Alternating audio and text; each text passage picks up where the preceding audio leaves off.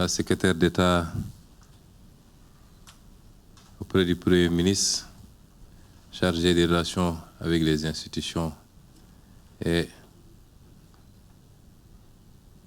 mesdames et messieurs les collaborateurs, chers invités, mesdames les femmes, je n'étais pas programmé pour assister à cette rencontre, mais j'ai dû subir le dictat, ou la dictature même, j'allais dire, des femmes, qui, depuis ce matin, ont fait le pied de grue devant mon bureau.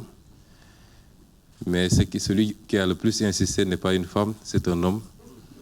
En l'occurrence, le colonel Campbell-Dien, je crois qu'il doit être là, qui m'a envoyé une dizaine de messages depuis l'heure de la prière. Et quand il a vu l'affiche et la publication sur la page de la primature, il a écrit encore en me disant « Le message est très beau, mais c'est mieux encore que vous veniez, ne serait-ce que pour 5 minutes. » Donc nous sommes là, ravis d'être là aussi, en tant que chef du gouvernement, et pour partager avec vous cette journée. Tout à l'heure, mon assistante est passée, et je lui ai dit, c'est une coïncidence que je sois habillé en blanc. Je ne savais pas que vous seriez tous habillés en blanc. C'est simple. C'est simple, une coïncidence. Et je lui ai dit, quel est le programme? Elle me dit, on a 3 ou 4 panels. Je lui ai dit, mais vous, un jour ouvrable. Au lieu d'aller travailler, c'était hier la journée du en réalité. Donc, allez travailler, vous êtes là à faire des panels. Ça veut dire que toute la journée aujourd'hui, vous n'allez pas travailler. Je suis donc ravi d'être là, de partager ces quelques minutes. Malheureusement, à partir de 10 heures, nous avons une réunion de l'autre côté au palais. Je ne pourrai pas être là plus de 10 ou 15 minutes. Mais c'est pour marquer aussi l'importance que constitue la femme et les femmes pour toute société qui se respecte, et particulièrement la société sénégalaise, dans laquelle nous avons tous été éduqués dans ce bon vivre ensemble avec nos sœurs, nos mamans, nos épouses que vous êtes. Et nous tenons à perpétuer cette tradition. Notre vision de ce que doit être la femme, je crois qu'on l'a suffisamment explicité à travers nos discours, à travers nos récits, mais également à travers les ouvrages que nous avons publiés, mais aussi à travers nos programmes politiques. Il ne s'agit pas de parler d'égalité, il s'agit simplement de tout faire pour que chaque femme ait ce qu'elle mérite. De la même manière que tout homme doit avoir ce qu'il mérite.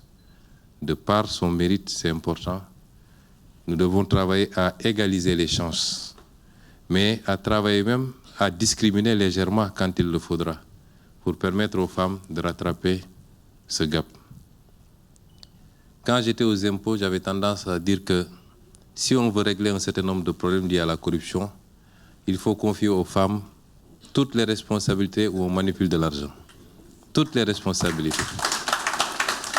Parce que les statistiques ont prouvé que c'est malheureusement la zone qui est la mienne, qui est la plus exposée à certains phénomènes, notamment la corruption, aussi bien en quantité qu'en volume.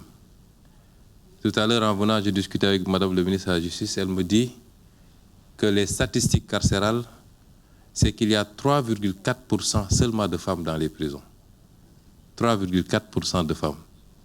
Tout le reste, c'est les hommes. Ça veut dire que les femmes respectent beaucoup plus la loi et les règles de la société. Et c'est pourquoi aujourd'hui, si on veut bâtir un pays, on ne peut pas le faire sans les femmes.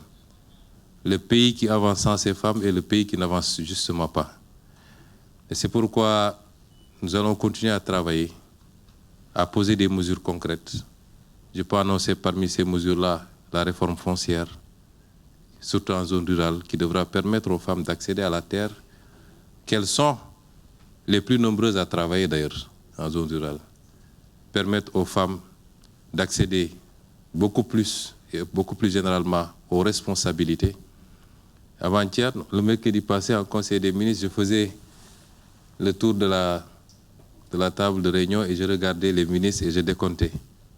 Bon, on a, je crois, 5 femmes, n'est-ce pas, Marie-Rose? 4 femmes. Et j'ai décompté, je me disais bizarrement, si on me disait en qui tu as confiance le plus dans cette salle-là, je dirais c'est les 4 femmes-là. Parce que je sais qu'elles trahiront. Parce que je sais qu'elles trahiront jamais. Elles sont fidèles et loyales dans les relations. Et c'est pourquoi aussi, même ici au sein de la primature, nous avons essayé d'impulser un certain nombre de choses pour les femmes, notamment la crèche. J'avais demandé à Mme Barel-Gueye, ma conseillère, de faire le travail. Elle l'a fait, le devis. On a identifié le local en bas qui devra abriter cette crèche, qui certainement dépassera le cadre de la primature, peut-être tous les fonctionnaires de la zone, parce qu'une femme qui a son enfant à côté travaille dans des conditions de sérénité, plutôt que de se dire qu'est-ce qui se passe à la maison. Pouvoir descendre peut-être chaque 2 heures de temps, chaque 3 heures de temps, à l'été, ça rassure et ça permet à cette femme d'être plus performante également. À côté d'ailleurs de l'infirmerie qu'on est en train de mettre en place et de la salle de sport que je vous invite à pratiquer. Je suis souvent content quand j'appelle Mme Yacine Fall vers 20h. Elle me dit je suis en train de faire mon sport à la salle de sport en bas. Un corps sain, comme on dit, un esprit sain dans un corps sain, c'est ça qui permet d'avoir les résultats et les rendements que nous attendons. Je pourrais continuer à disserter sur nos ambitions pour les femmes. J'ai toujours eu cette ambition. J'avais consacré une partie de mon salaire de député aux femmes transformatrices de Casamance. Et nous vous souhaitons le meilleur.